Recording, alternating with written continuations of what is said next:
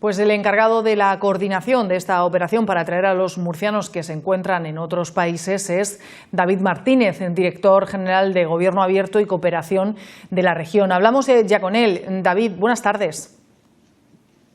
Hola, ¿qué tal? Muy buenas tardes. ¿Cuántos murcianos hay ahora mismo en esa situación, en la de estar fuera de la región, fuera de nuestro país y querer volver a casa? Sí, pues aproximadamente en el registro que hemos habilitado al efecto, en el que están todos los que hemos conseguido detectar, puede haber gente evidentemente que todavía no esté registrada, de un total de 60 que registramos inicialmente, se encuentran en situación de expectativa, esperando la repatriación, 48. ¿Cómo se lleva a cabo ese procedimiento para que vuelvan a casa? ¿Cuáles son las gestiones? ¿Cuál es ese proceso que imagino que será largo y complicado más en esta situación? Claro, bueno, el proceso, digamos que, o hay varios procesos, ¿no?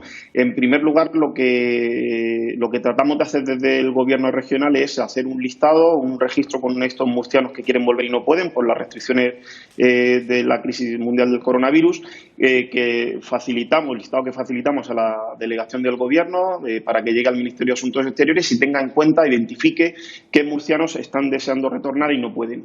Inmediatamente las embajadas tienen conocimiento también de la identificación de estas personas y son ellos, es el Estado y son las embajadas las que gestionan con las aerolíneas y con los países donde se encuentran ubicados estos murcianos las posibilidades de retornar. Negocian vuelos de vuelta a España. Gracias al mecanismo de protección civil europeo que se ha activado recientemente por la Comisión, se actúa de manera coordinada con otros países miembros de la Unión Europea y este es el cauce oficial. Luego, por supuesto, también hemos detectado casos de españoles que ante la angustia de querer volver a casa cuanto antes son capaces de articular la vuelta por sus propios medios, como han sido los casos más recientes y más cercanos también de Italia a través del tráfico marítimo. No sé si hay zonas más conflictivas que otras a la hora de orquestar todo este mecanismo de vuelta. No sé si es más fácil para los que están en la Unión Europea, si es más complicado para los que están en otros países que son extracomunitarios. Claro, evidentemente el sentido común responde a la pregunta. Cuanto más cerca geográficamente esté el país de destino temporal de estos murcianos, más fácil es retornar porque se abren las vías de comunicación marítima, terrestre, aérea, cuando ya nos salimos y, por supuesto, dentro del continente europeo con los países de la Unión Europea. Cuando ya nos vamos alejando y entramos ya en otros continentes, dependiendo de la relación diplomática, de las relaciones entre el Estado español y esos estados, también es más fácil, ¿no? En ese sentido, desde los países o con los países de Latinoamérica es más fácil coordinarnos y actuar. Y luego, por supuesto, está Asia y Oceanía, donde por la distancia y por las complejidades de las relaciones y de las situaciones, pues es más complicado, ¿no? Recientemente, por ejemplo, hemos conseguido entre todas las administraciones repatriar a unos chicos y unas jóvenes que estaban en Australia. Han sido los primeros que han venido por mecanismo oficial desde aquel país. De los 48 murcianos que están todavía fuera de la región y que quieren volver, no sé si dónde están la mayoría o cuáles son los países de destino de estos murcianos. Sí.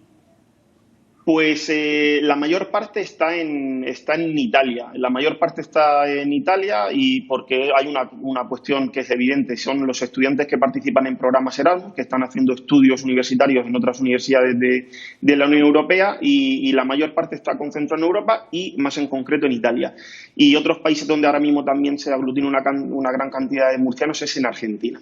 Estamos teniendo un fuerte crecimiento en aquel país. En total, según los datos de la embajada, son 2.000 españoles los que quieren retornar. Residentes en Argentina son muchísimos más, indudablemente, pero Argentina e Italia, digamos que constituyen los bloques principales. Ya para terminar, David, cuando vuelven a casa, no sé si siguen algún tipo de protocolo preventivo, cuarentenas, y dependiendo del país en el que hayan estado o no. Una vez que ya están en casa no hace falta hacer mayor seguimiento. Claro, bueno, todo depende un poco de cómo retornen, ¿no? Porque si retornan vía aérea, las restricciones y las limitaciones y las indicaciones de las autoridades aéreas pues les hacen el correspondiente seguimiento. Lógicamente, si proceden de países, por ejemplo, como era el caso de Italia, hasta donde fechas relativamente recientes el tráfico aéreo ha estado completamente restringido y se abrió para dar la posibilidad precisamente de que retornaran. Entonces, dependiendo de la vía de vuelta, de retorno, se establecen unos cauces u otros. Lo que está claro es que las indicaciones del Ministerio de Sanidad y de la Consejería de Salud son claras y son evidentes, independientemente del destino o del origen. Si hay alguien que está en contacto con algún infectado por el coronavirus, se tienen que seguir las indicaciones oportunas, es evidente. Pues David Martínez, muchísimas gracias por haber atendido nuestra llamada en directo y muchísima suerte para traer a esos murcianos cuanto antes a casa. De acuerdo, muchas gracias. Buenas tardes.